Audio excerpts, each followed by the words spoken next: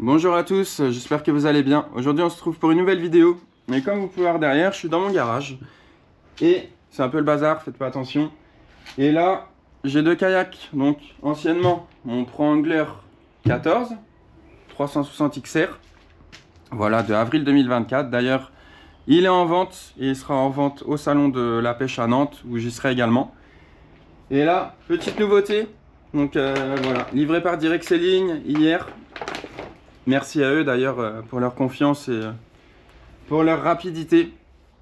Donc voilà, je vais le déballer avec vous et je vous montre ça tout de suite.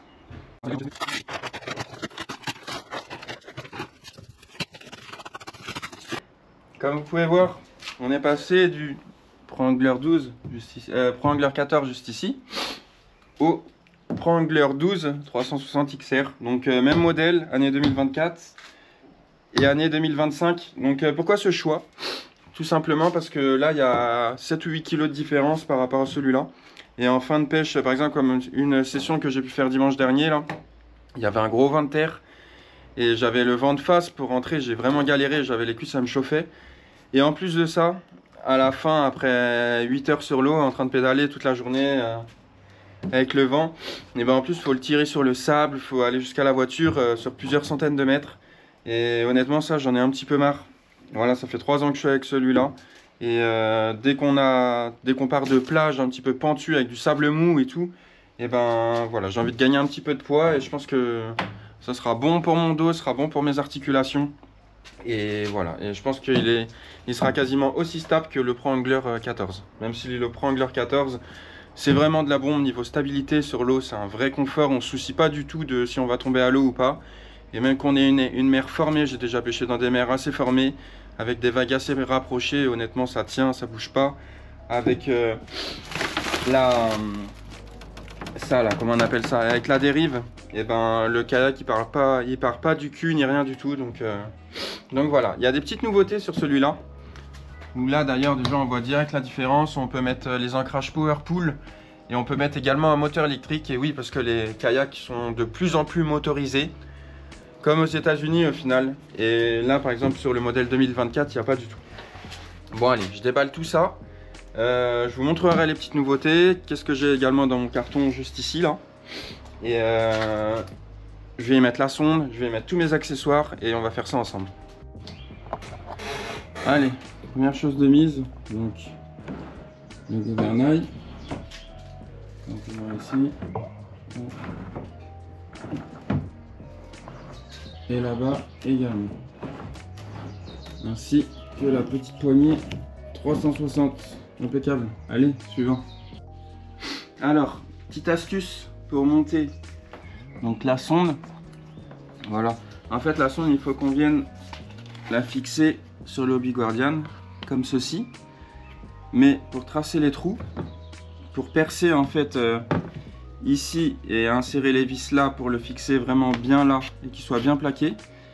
En fait, dans le distribué avec le sondeur, donc là c'est un Élite FS9.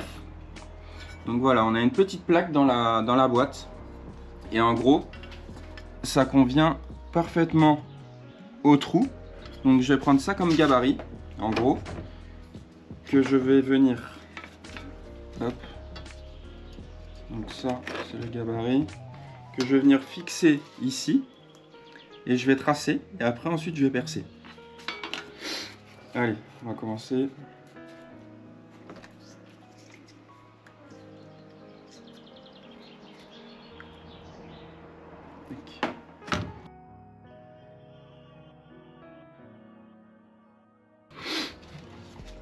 Donc voilà, maintenant que j'ai mes trous, je vais prendre un petit foret, c'est du 4, et je vais percer. Donc je regarde que tout convient bien, parfaitement, que ça dépasse pas trop, que tout soit parfait. Donc jusqu'à maintenant, tout est bien. Et on va pouvoir percer. Donc je pense que je vais mettre que 4 vis. Hein. Honnêtement, 4 vis ça suffira. Donc je vais percer. Si je mets ça là, ça fait quelque chose de comme ça. Je pense que ouais, c'est pas trop mal. Allez, on perce.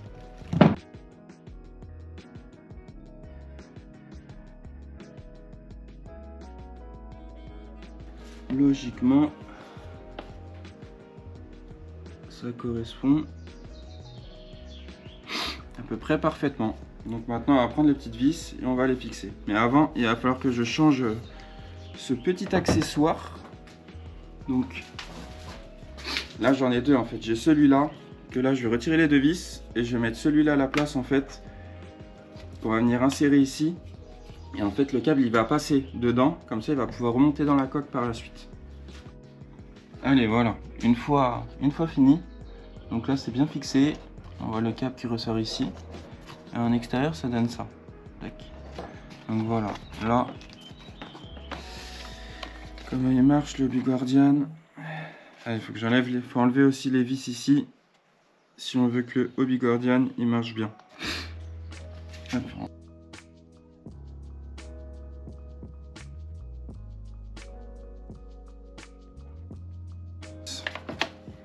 Voilà, le hobie guardian il fait effet. En fait on a la base qui est fixée au kayak. Et là, avec la petite ficelle qui va tirer, hop, ça va rentrer la sonde dans la coque et ça va la protéger. Donc très utile ça. C'est pour ça qu'il faut bien retirer les vis. Il y a 6 vis en tout à retirer. Allez, on continue. On se retrouve tout à l'heure.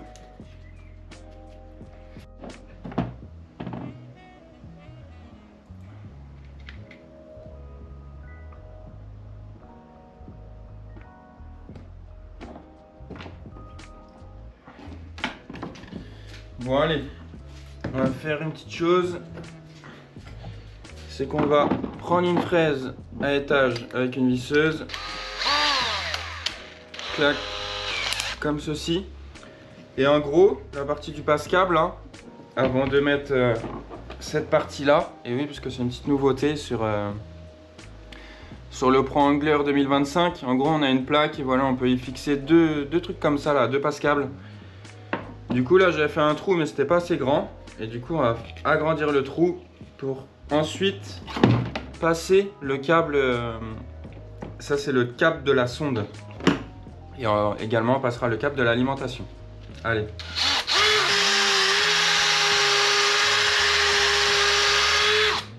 Mais en général une fraise à étage pour faire ce genre de petits travaux là c'est pas mal. Allez, on va retenter. Là, ça passe pour le coup. Donc ça, c'est très bien. Ça veut dire que ça, le câble de la sonde, on va le passer dans la coque. En gros, ça, on va le passer dans la coque ici. Et on va le refaire ressortir là-bas. Du coup.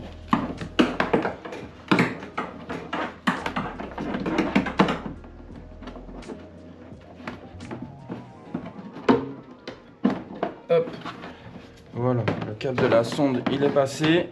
Ici j'ai mis l'excédent avec un petit col-sol. On l'enroule proprement, pas trop serré, sinon on risque de rompre les petits fils qu'il y a dedans. Donc on va faire ça, on va mettre un petit peu de câble quand même. On va mettre bien 50 cm. Là également même chose, le câble d'alimentation de la batterie. Du coup je vous montrerai comment je la branche tout à l'heure avec des petites connexions qui sont parfaites, que j'ai trouvé là, qui sont parfaites pour un usage marin, pour pas avoir de verre de gris en gros sur les fils électriques. Donc on va faire tout ça et je vous montre ça tout à l'heure. Donc là on fait ça. Du coup on va passer en premier celui-là, comme c'est le plus gros. Tac. Clac. Et ensuite, on va passer ça comme ça ici. Hop. Tac. Donc voilà, ça c'est ok. Comme on peut voir, la gaine, ça fait quand même plus propre. Et là, au niveau des... Je sais pas si on peut voir ici. Mais au niveau du passe-câble, là, au moins là, c'est sous le petit rebord. Ça évite également que l'eau rentre dans la coque. Donc voilà, et puis je l'ai ressorti vers le haut. Comme les câbles montent vers le haut, tout simplement. Allez, on va continuer. Allez, du coup, on va continuer avec le montage de la sonde et du sondeur. Alors, ici, j'ai deux câbles, donc ça reste court. Là, ensuite, j'ai mon deuxième bout d'alimentation. Et en fait, ce qu'on va faire là on a les deux fils, on a le noir et le rouge. Déjà, on va les dénuder. Hop. Sur quasiment 1 cm. Et merde. Là j'ai coupé. Donc ce que je fais avec la pince coupante, c'est pas un exemple. Normalement il faudrait soit un petit cutter ou une pince à dénuder. Tac, voilà. Ça c'est coupé. Donc là on a nos deux fils dénudés, bien sûr, qui arrivent d'ici et qui vont au sondeur. Ensuite, là j'ai ma deuxième partie, donc j'ai ma partie avec le fusible. Ici, j'ai ma partie après qui retourne vers mes cosses de mon sondeur, de ma batterie. Du coup, on va enlever ça. Comme vous pouvez voir, il y a plein de verres de gris là, c'est tout vert, c'est tout oxydé. Là, bon bah ici ça a cassé, voilà. Et du coup, ce qu'on va faire... Bon, excusez-moi. Du coup, ce qu'on va faire, on va recouper ce petit excédent hein, qui est abîmé. Lui aussi, on va recouper sur 1 cm à peine. Du coup, là, le fusible, très important de mettre le fusible sur la phase. Donc là, lui, on va le redénuder également, donc sur un petit centimètre. Hop. Comme vous pouvez voir, le cuivre, là, qui est oxydé, et là, qui n'est pas oxydé. Donc là, il est couleur cuivre classique, et là, couleur noire. Donc, quand c'est oxydé, évidemment, le courant, il passe moins bien. Je vous fais un petit cours d'électricité. Là, le noir, on va le couper aussi. Et en gros, je vais finir de dénuder ça également. Donc, je vais dénuder tous les bouts. Clac.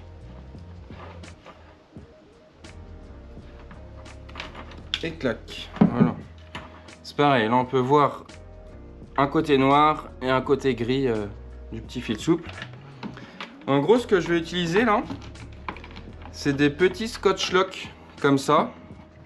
Donc en fait, on va rentrer le fil. Donc c'est du fil souple avec des petits brins. Ce qu'on va faire,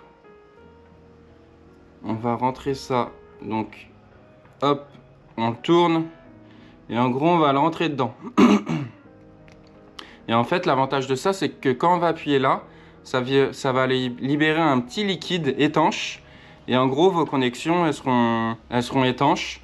Et du coup, ça ne va plus oxyder du tout, puisqu'après, il y aura la petite gaine en plastique qui va protéger le cuivre. Donc voilà, je vais faire mon montage du sondeur avec ces petits scotch lock là. Et comme ça, j'aurai plus de soucis d'alimentation de mon sondeur. Et en plus... L'avantage du fil souple et de ça, c'est que pour les vibrations et tout, les brins ils cassent pas. Que si vous mettez du fil rigide, parce qu'il y a beaucoup de vibrations sur un kayak quand on roule ou quand on est en kayak avec la mer, ça bouge et tout, il y a beaucoup de petites vibrations. Et si on mettrait du fil rigide, ça casserait, ça serait plus cassant que du fil souple. Et voilà, ça je vous le conseille vivement, ça pareil, vous pouvez trouver dans tous les magasins de bricolage. Donc là j'en ai 2 et après je vais peut-être sertir, puisqu'il m'en faudrait un troisième, mais j'en ai pas. Je vais peut-être sertir une autre cosse et le jour où il y a un problème, je saurai que ça viendra d'ici, en gros. Bon allez, je fais le petit montage et je vous montre ça tout à l'heure. Bon, du coup là, mes connexions, elles sont finies. Donc là, on peut voir ça, le fil là, c'est ce qui va à mon sondeur là-bas. Là, on a notre fusible juste ici, comme ceci. Là, on a donc notre phase, on a nos deux scotch lock là, donc étanches, ça c'est parfait. Et là, on va dire qu'on a notre neutre. Donc là, j'ai mis un wago. J'avais pas 3 scotch lock, j'en avais que 2. Là, j'ai mis un wago. Si vous avez la possibilité de mettre 3 scotch lock, vous en mettez 3. Mais voilà, j'aurai tout le temps un wago sur moi que je laisserai dans le kayak au pire. Et s'il y a besoin de changer parce que ça casse ou autre, moi je referai le montage, c'est pas un problème. Je vais me le refaire en mer, j'aurai tout ce qu'il faut. Donc voilà, au pire là, dans le pire du pire, on peut mettre un bout de scotch, voilà, noir, ça se verra pas, ça fera propre et ça permettra d'avoir un petit peu moins d'humidité qui rentre dans les connexions. Donc voilà, toujours bien mettre le fusible, hein, très très important. Et ensuite ici, là j'ai mes deux cosses ici, donc elles y étaient déjà sur mon ancien kayak. Ça bouge pas, donc je vais continuer ainsi. C'est pareil, ces petites cosses là, toujours à avoir avec soi. Moi j'en ai tout le temps dans ma caisse à pêche, j'ai tout le temps une petite cosse et un petit wago. Donc voilà. et ça après on branche à la batterie. Bon voilà, là j'amène ça. En gros ce qu'on va faire, là il y a un petit mât juste ici. Je vais fixer tous mes raccords là, je vais les mettre en hauteur un peu dans la coque, puisque dans le fond de la coque il y a tout le temps de l'humidité, tout le temps un petit peu d'eau à traîner. Et en gros pour éviter certains problèmes, je vais attacher le câble de connexion en hauteur. Et ça nous évitera bien des problèmes par la suite. En fait c'est avec le temps où tout s'oxyde et ça marche pas. Après là j'ai tout mis en œuvre pour pas avoir de problème en gros. Et là voilà, j'ai mon petit câble ici. Et ensuite là, ici je vais venir mettre mon support de batterie juste ici. Je vous montre ça tout de suite. Allez, on va faire un truc. Là, c'est qu'on va mettre mon support de batterie. Donc là-dedans, je me mets SH Lithium en 20 ampères. Voilà, donc pourquoi du lithium? Parce que c'est léger et ça tient longtemps surtout. Et c'est assez fiable. Voilà, sur mon élite 9, là en gros, sur une journée de 12 heures de pêche par exemple, bah, il va me rester 30%. Donc c'est vraiment top du top. Et le gros avantage, comme j'ai un pro angler et c'est lourd, c'est que c'est vraiment léger. Comme je mets ma batterie à l'avant, sur une batterie plomb, vous allez mettre une batterie qui fera 5 kg. Bah là, je vais économiser 4 kg. Et en kayak, quand on tire le kayak, c'est tout le temps 4 kg d'économiser. Allez, on va mettre ça.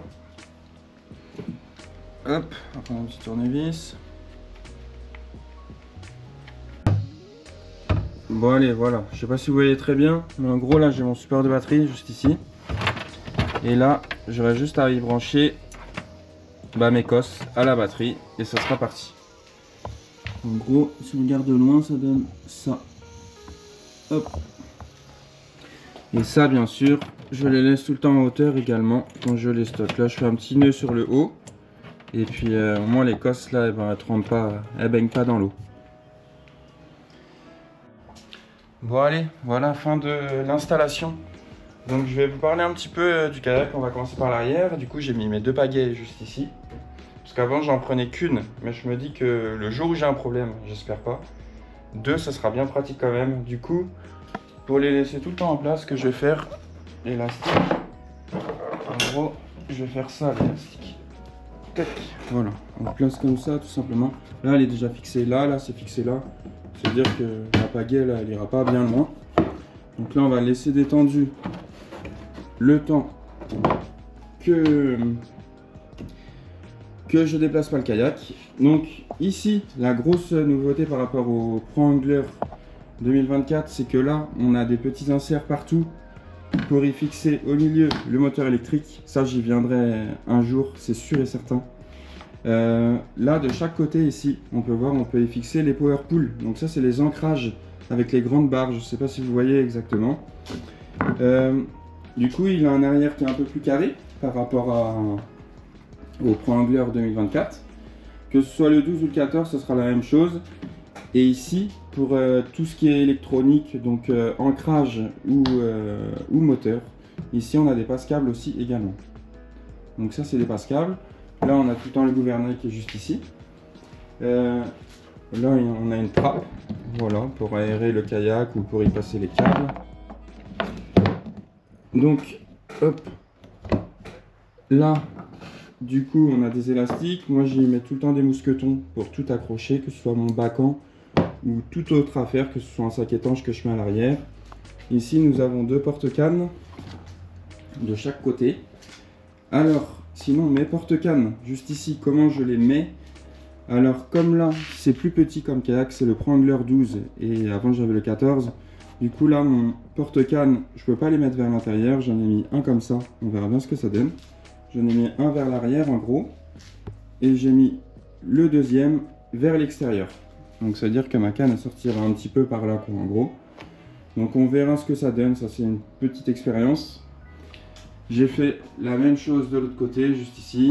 Là j'ai mis mon porte-gobelet. Là-bas j'y ai mis un support pour mettre ma perche de GoPro. Ici, juste ici, là, j'y ai mis un support pour mettre ma pince. J'y mets ma VHF, mais même si la VHF, il faut mieux la mettre sur soi, en gros, on va dire. Donc voilà, là, le côté droit ça donne ça. Avec un petit élastique si on veut y accrocher la pince ou un ciseau ou autre chose. Donc ça c'est vraiment bien. Ce petit support là il est vraiment top, de chez top. Là j'y ai mis mon sondeur juste ici. Donc mon sondeur, tout à l'heure je suis monté dans le kayak, donc là il est sur la remorque, comme on peut voir. Je suis monté sur le kayak pour bien le positionner par rapport à comment je serai installé. Donc là on est tout le temps sur mon Lowrance Élite FS9, on repart dessus. Très bon sondeur, très fiable, bonne lecture, c'est clair, c'est propre, c'est tactile. Il y a le side, il y a le 2D, il y a vraiment tout, donc c'est génial. Du coup, mes passes-câbles, hein, j'ai mis ça ici comme ceci. Donc voilà, j'ai mis une petite gaine, elle est peut-être un peu courte maintenant, mais ça fera largement le boulot. Là ici, j'ai une trappe à l'intérieur, juste là, où là j'ai mis une petite couverture pour pas abîmer le kayak sur la remorque. Là, j'ai une petite goupille pour mon chariot, juste ici. Là, j'ai une petite pochette, j'ai un tournevis, j'ai une clé à laine. Et j'ai des écrous aussi de pédalier au cas où j'ai un problème en mer. Donc voilà, il faut tout le temps prévoir en mer. Même si les pédaliers sont fiables, il n'y a jamais de risque zéro. Vous pouvez avoir ce que vous voulez, c'est pareil comme voiture. La mécanique, ça prévient pas, quand ça lâche. Quand ça lâche, ça lâche. Donc voilà, il faut tout le temps être prêt. En mer, au moins si j'ai un problème, je peux réparer mon pédalier si la casse n'est pas trop importante. Ensuite, là côté droit, j'ai mis un porte-canne comme ceci. Des fois j'aime bien poser ma canne, je pose le moulinet ici et mon sillon ici quand je prends des poissons. Je trouve ça très pratique, très rapide aussi également. Là j'ai mis un autre support, donc ça c'est pour la sonde live que je mettrai pour la rivière quand je vais pêcher en eau douce.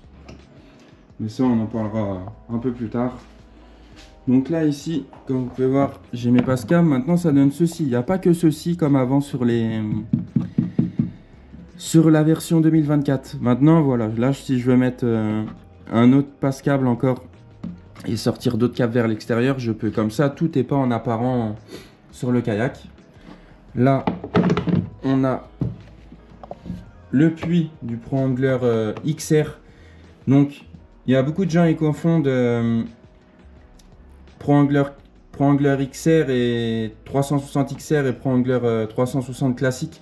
Le 360 classique, c'est quand vous avez un entourage noir ici. Le XR, c'est ça, quand vous avez vraiment rien, c'est nu. Et honnêtement, beaucoup plus fiable que les précédents. Je vous le conseille vraiment, si vous avez l'occasion de passer sur le XR, vous verrez que c'est beaucoup plus abouti. Du coup, par rapport au Pro-Angler 14, donc là on a 2 trous à la place de 3 trous, mais ça c'est quelque chose que j'utilise pas beaucoup. Là on a également de nouveau des passes-câbles. Et là on a une trappe aussi beaucoup plus petite que sur le Pro-Angler 14. Sachant que ici j'ai aussi un support pour mettre mon petit support de leurre Railblaza. Là j'ai un petit support ici pour mettre ma perche, pour faire des photos ou pour mettre une GoPro. Et ici dans le bac, là j'ai tout un petit bazar. Donc là, comme vous pouvez voir ici, j'ai ma batterie, voilà, qu'on peut allumer ou pas. J'ai un sac étanche tout le temps. Donc j'ai une couverture de survie, j'ai une corde pour se faire tracter, j'ai un gant étanche pour mettre le chariot. Voilà, j'ai un petit peu tout. Là j'ai ma perche pour mettre ma GoPro. Et j'ai tout le temps une écope si j'ai beaucoup d'eau dans le kayak, ça peut arriver. Et là par rapport au Pro-Angler 2024, donc là on n'a pas de bac avant. Pourquoi? Parce que en fait ici, si on peut voir là, j'ai une petite plaque qu'on viendrait fixer ici à l'intérieur en gros. Et en fait là-dessus on va pouvoir y fixer la box du live. Donc voilà, maintenant ils décident de ne pas mettre de bac automatiquement. Alors ça peut s'acheter séparément. Mais voilà, moi j'y mettrai un sac étanche pour mettre mes affaires dedans. Parce qu'il y a tout le temps de l'eau qui traîne dans le fond quand même. Donc voilà la raison pourquoi il n'y a plus de bac blanc. Donc voilà, une petite platine là pour mettre toute l'électronique, le live s'il y a besoin d'y mettre des petites boîtes avec des fusibles ou autre. Voilà, ça je n'utiliserai pas tout de suite, peut-être l'hiver prochain, on verra bien. Et ensuite, qu'est-ce que je peux vous dire d'autre? Bah pas grand chose de plus. Voilà, c'est les passes-câbles. Là aussi, oui, il y a 2 accroches ici pour mettre un moteur électrique avant. Donc si on veut mettre par exemple un XI3, je crois c'est ça, de motor guide qu'on peut mettre sur les hobbies. Donc là vous pouvez le mettre à l'avant du kayak. Et évidemment vous avez des passes-câbles un petit peu partout. Donc, vous avez des passes-câbles là, là. Voilà, donc tout est fait pour équipez votre kayak d'électronique vraiment au maximum.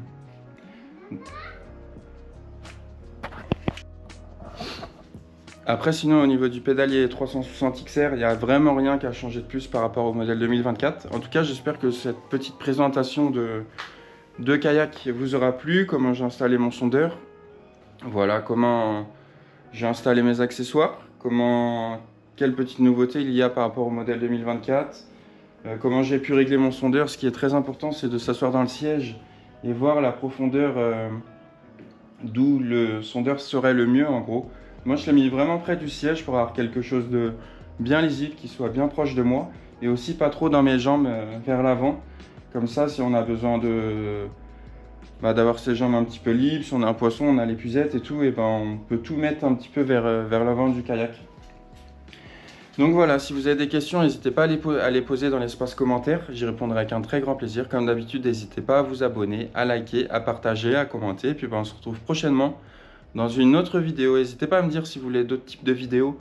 Voilà, que ce soit le kayak, sur l'habillement, sur certaines techniques de pêche aussi. Donc voilà, si je maîtrise les choses, et ben, je ferai peut-être une vidéo. Allez, je vous dis à la prochaine. Ciao, ciao, bye bye.